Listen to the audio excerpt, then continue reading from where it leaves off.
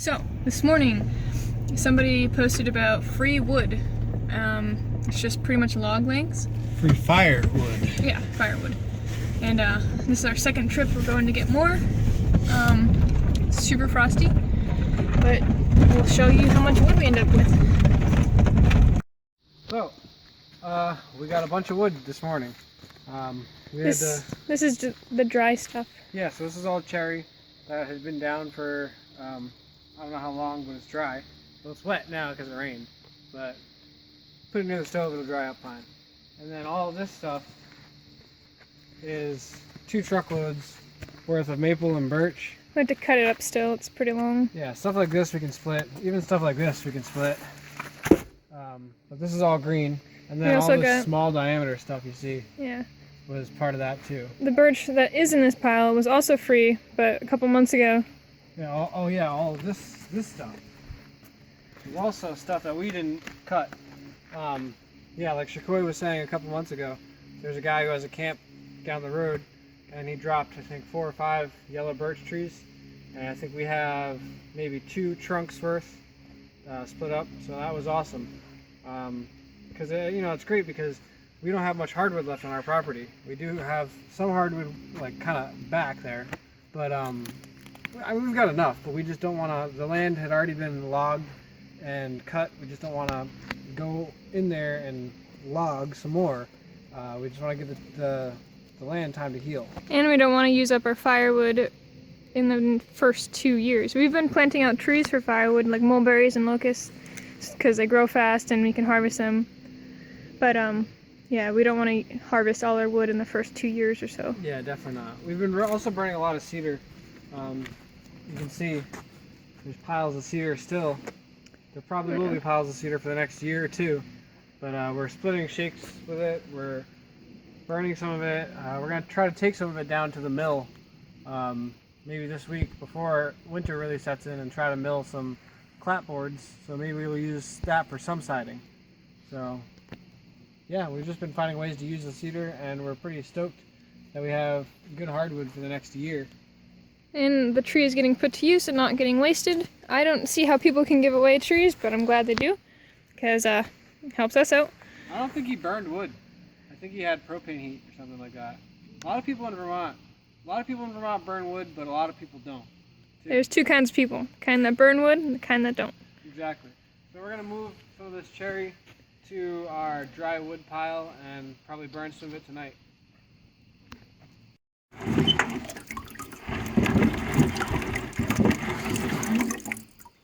Today's a little bit warm, so Not really warm, my fingers are freezing.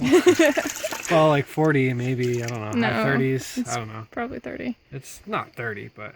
It's cold. It's chilly, but, not too freezing to do laundry. And it saves us a trip to the laundromat, especially for small things like socks and underwear and shirts. The wringer works pretty well. We got this for 20 bucks earlier this summer, and it works great. It cuts the drying time in half. We're gonna hang it all by the wood stove. We'll show you that too. Yeah, we squeeze it out, wring it like that first. I mean, this is still pretty wet after being squeezed out, but the wringer, you can see how much water comes out of it. So it works pretty well. You can tighten it.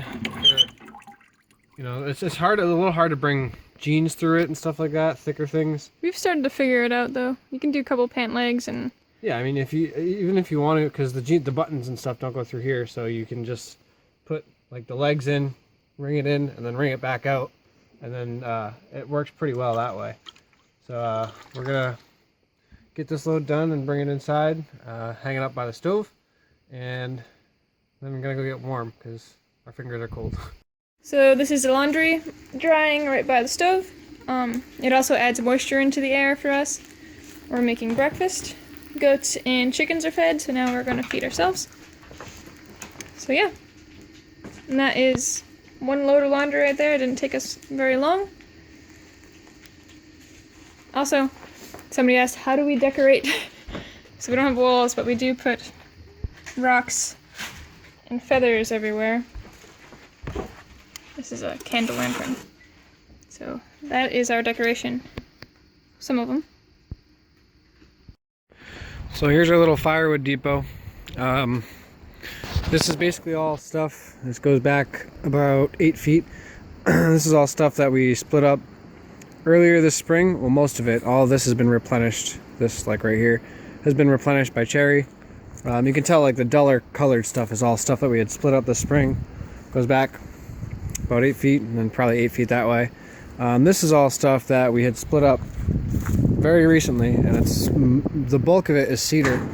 I dare anybody to tell us that we can't burn softwood. People say, oh, you can't burn softwood in your stove, you're gonna have creosote. This cedar actually burns really hot. It burns pretty fast. Not as good as hardwood, but it burns really hot, really quick. Good for the fires we've been having lately, because it's been pretty warm up until the last 2 days. Maybe the last week or so has been a little chillier, but last week was like 60s, so it was pretty warm.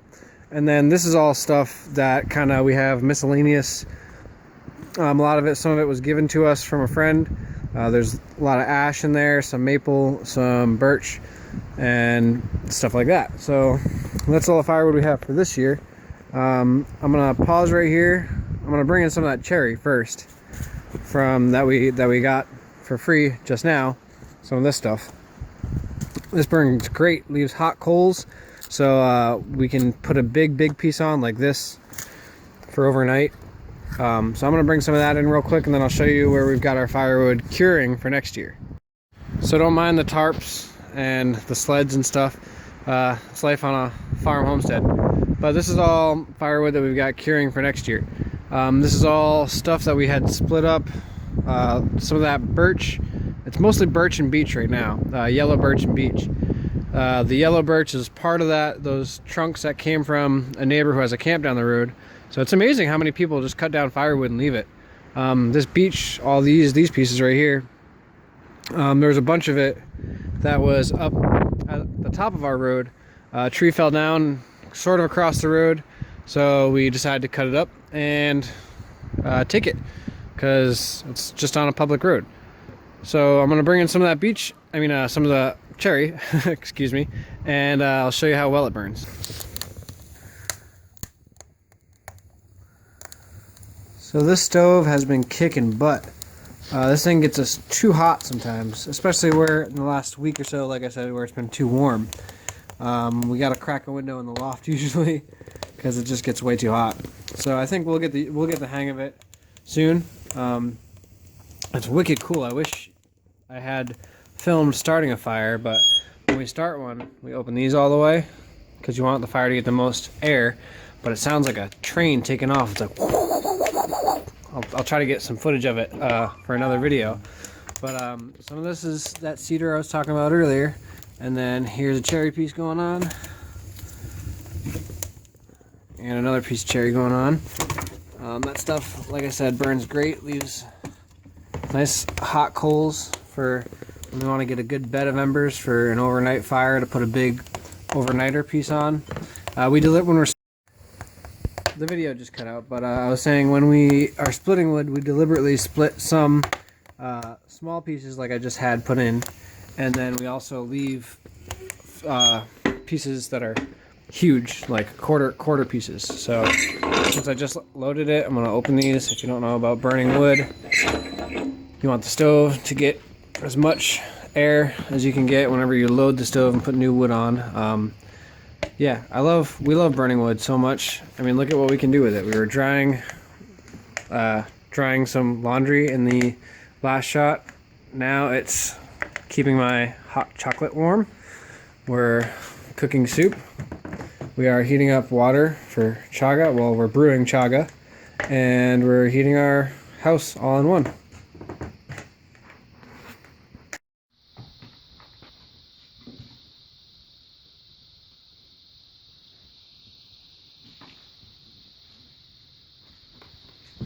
Here's my puppy.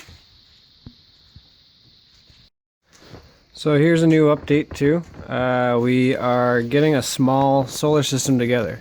So this is a 12-volt deep cycle marine battery, just the cheapest one they had at the local Walmart, which was like 40 minutes away.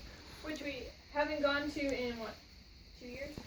Shakoi said we haven't gone to it in 2 years, but that's a lie because we've never been to that Walmart. We haven't been to a Walmart in a long time, but we figured it's definitely going to be cheaper than an auto parts store, and it was because we priced them out. And this battery was, I think, $62, something like that, with tax. We had a battery, an old car battery that we could bring in for a core charge, so that saved us $12 too. So it was $62 instead of being $74. And then at any of the auto parts stores, it was at least usually like $85. Some of them were $100. So yeah, that was a lot cheaper for us. And the other part of the solar setup is, right, I haven't set it up yet, but this is a charge controller. Just a little Coleman 8.5 amp charge controller. So this came with a 100 watt solar panel. We got it on sale. A friend of ours has a Costco membership and they got the same one and they told us about it. So it basically, it was a 100 watt solar panel and it came with a small charge controller for, I think, $120. So that was pretty awesome. And then this is a Best Tech inverter, the 1000 watt inverter. It's just a small little unit. It's got 2 AC plugs and then 2 USB ports too. So that's pretty cool. We used it last night and this morning. So it worked pretty well. The battery obviously came with a little bit of a charge on it. But today we're gonna hook up the solar panel. And even though it's a little cloudy out, you can kind of see not much sun, but we're gonna hook it up anyway. So this is the south window right here. These trees are gonna go, but we'll talk about that in a later video.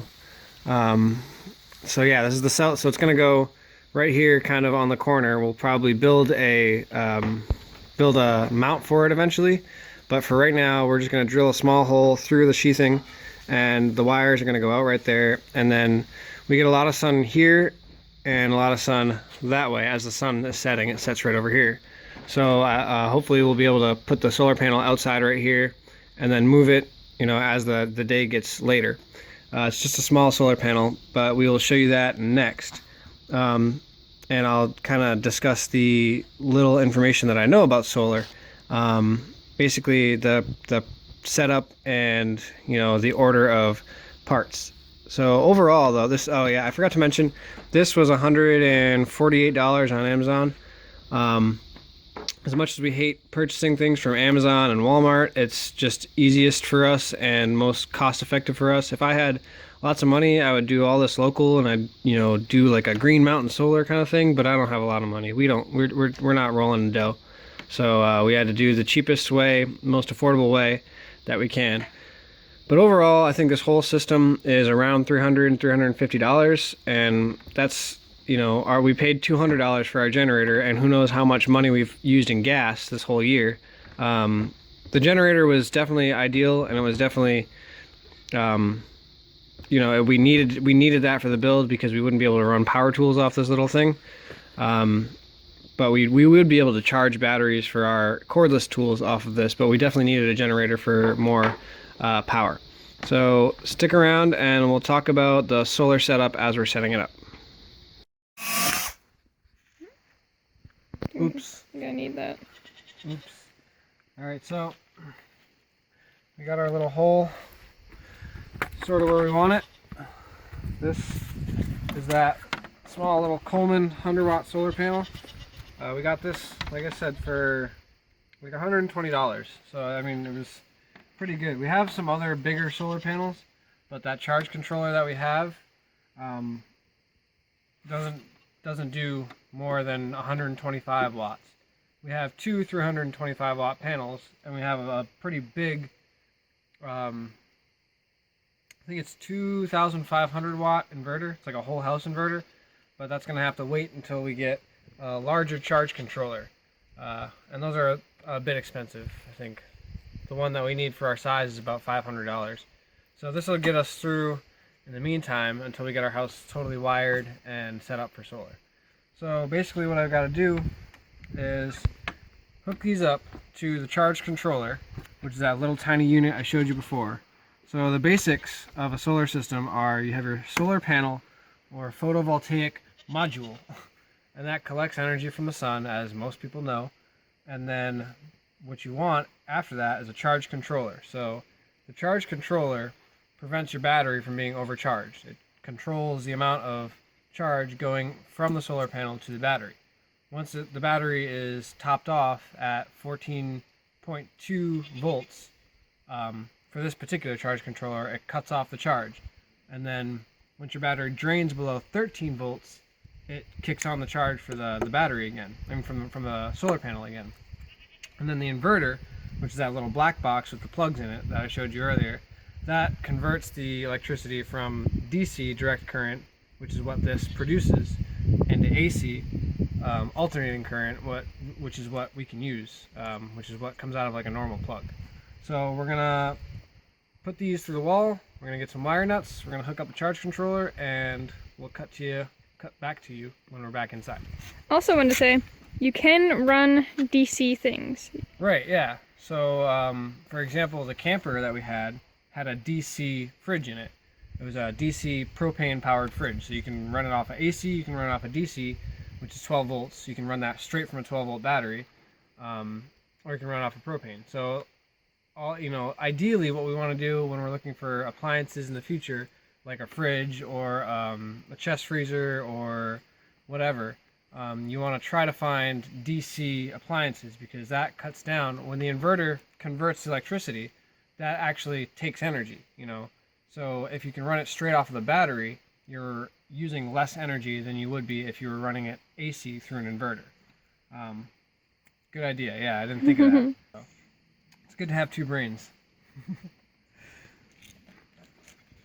This might not be big enough.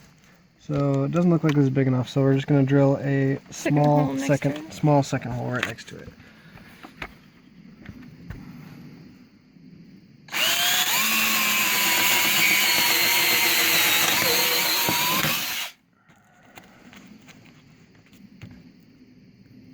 Actually, that should be good for 2 wires.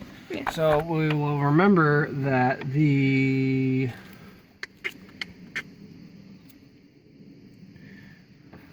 gotta look at the polarity here.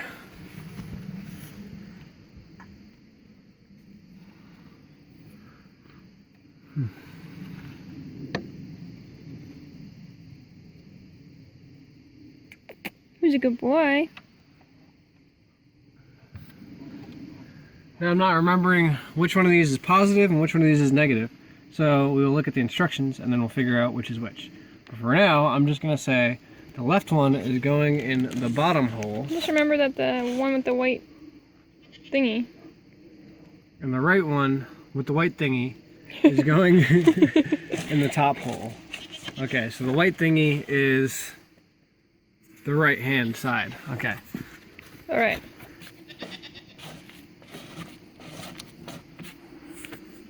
Now we're gonna go inside. Alright, so got some wire nuts. I'm going to disconnect the battery from the inverter so I don't fry anything. So, disconnected. That's the inverter. That's the inverter. So now what we've got to do is, basically this has 2 sets of wires in it. This set with the little terminal things goes onto the terminals of this battery. This set of wires goes to the solar panel. So what we'll do is, I found out that the little white thingy, this is the right hand side, right? That's what I said earlier. I'm pretty sure this is the right hand side, so that means it's positive. I'm going to triple check even, because you don't want to reverse polarity when you're connecting anything, because you can totally fry a battery like that. Something Michael's done with our truck battery. I've never done that before, ever.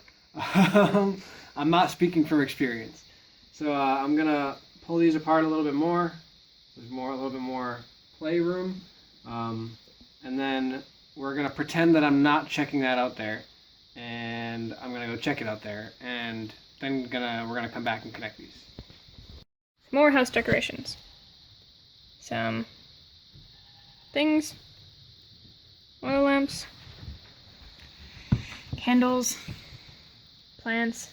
Tea blends to be sold. if y'all are interested in tea blends for holiday season, this one is gorgeous. We also have an anxiety tincture going out to some folks. House plants, more plants, coffee. There's no house decorations yet, but this suffices. Here he is, back from checking. So, the right-hand side is positive. I was right. I was You were left. Alright, so now what we're going to do is connect the positive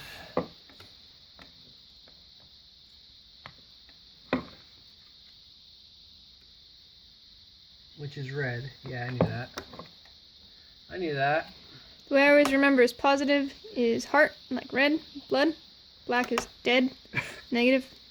I don't know. It works for me. There you go. Alright, so we got some wire nuts. We're just gonna push these little wires together. And then this wire nut is a wire nut, and that you basically just screw it on your wires. It's got some metal on the inside, so that conducts electricity, but the plastic ceramicness doesn't conduct electricity. So you don't get shocked if you touch a wire nut and there's a live wire or a load on the wire. I should know a lot of this stuff way better because my dad was an electrician for 18 years and I helped him on a couple jobs when I was younger, but it didn't retain any information for some reason. So. But he's willing to teach you now. Yeah, exactly. So he's gonna help us remotely when we wire, or maybe he'll come up. Maybe if I don't know when we're gonna wire our house. But before we get funds allow. Yeah, when funds allow. We have to wire our house before we get any interior sheathing on. So that's why there's still insulation everywhere. But there's still rocks in the windows. So here's the negative wires. Oh. Yeah, if somebody's an electrician and they're watching me do this, you can tell me I'm doing it wrong. I won't be offended. Don't judge. Self-sufficiency. You gotta learn one way. Right. God dang it.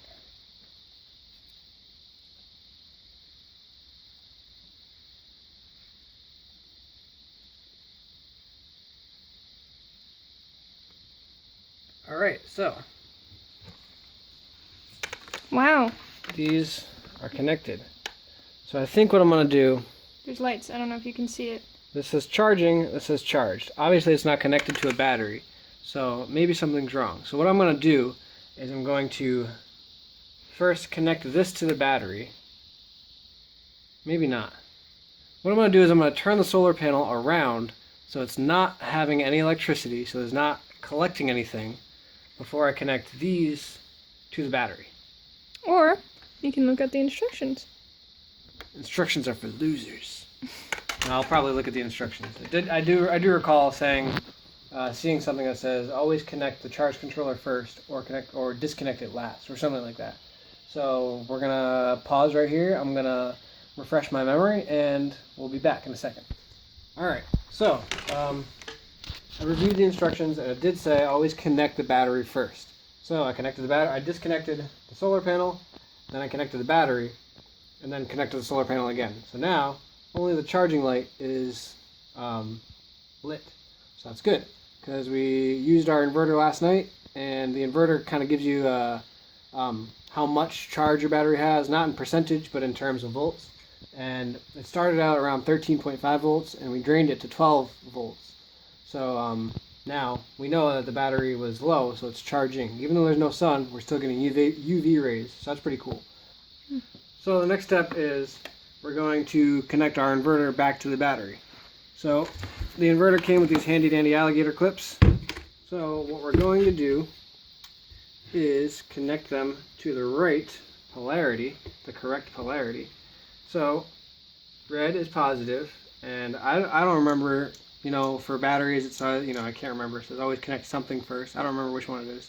I've never really had a problem with it, so I'm just going to connect them both at the same-ish time. So I guess I technically did the negative first. Some shocks. So yeah, now we can turn on our inverter. It has a little fan to keep it from overpowering, from temperature over temperature. So now we're at 12.4 volts. So it's already gone up a little bit. You can see right there, that's the input voltage. Gives us the output of 115 volts, and here's the output in wattage too. So since there's no load on the inverter, there's 0 watts going out.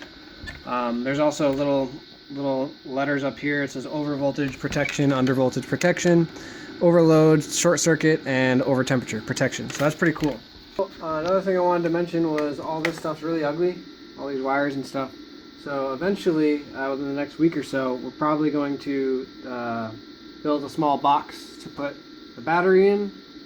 Maybe we'll mount this on the wall just so we know that it's charging and when it's fully charged, and then we can cover up all those wires. Another reason why we want to build a box to keep this battery in is because it off-gases. It produces like toxic hydrogen gas.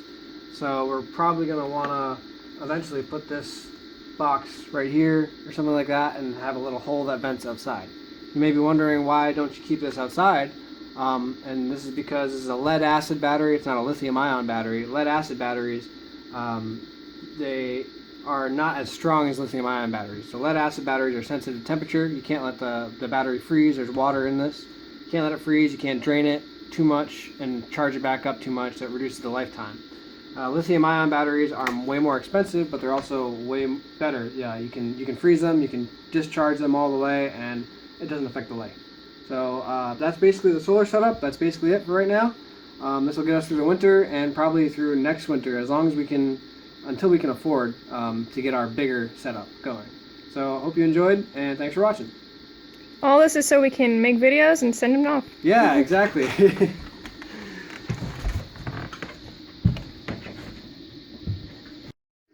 Alright, I am super happy. A friend gifted us these LED lights. I mean, I wish you could see my smile right now. It's so awesome. Yeah, I don't know. And it changes. How do you change it, Michael? There's a little... Oh. Look at that. Oh my god, I'm so excited. So let's take a poll. Alright. Alright, so how do you guys prefer it? Would it be... I don't have anything screwed in yet, but how do you get them to stop flashing and go back? You gotta keep going to the other one. You just gotta keep flashing and pushing the button. So how would you guys prefer it? Kind of along the loft like this, nothing screwed in or anything. You know, along the loft. There you go. That. Okay. Along the window, along the loft, or